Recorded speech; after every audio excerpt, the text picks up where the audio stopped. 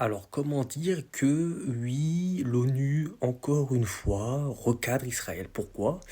Alors, on va tout simplement lire, parce qu'on aime bien lire, on aime apprendre les choses. L'ONU place Israël sous surveillance et menace de l'inscrire sur la liste des pays pratiquant des violences en temps de guerre.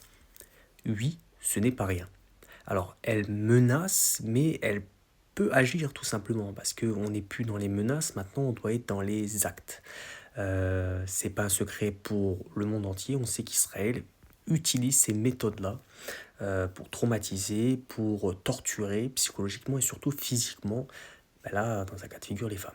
Donc ils abusent vraiment des femmes. Ça a été prouvé, ça sort pas de mon chapeau, bien évidemment. Israël inflige des violences génitales, de la nudité forcée prolongée et des fouilles à nu répétées contre des Palestiniens dans plusieurs prisons. Vous avez vu, ça a été mis au masculin, centre de détention et base militaire. Oui, oui, c'est de la torture pure et dure.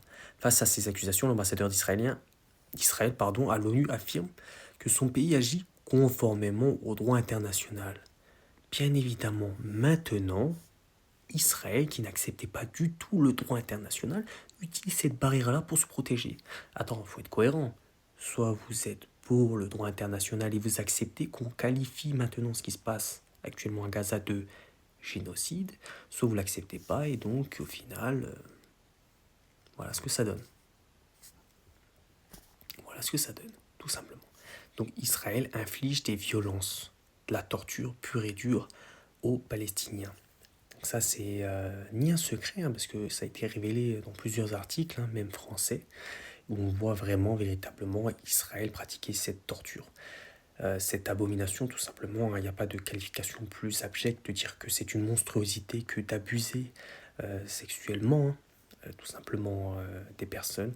C'est d'un dégoût, vraiment. Bref, dites-moi ce que vous en pensez en commentaire, bien sûr, toujours dans le respect.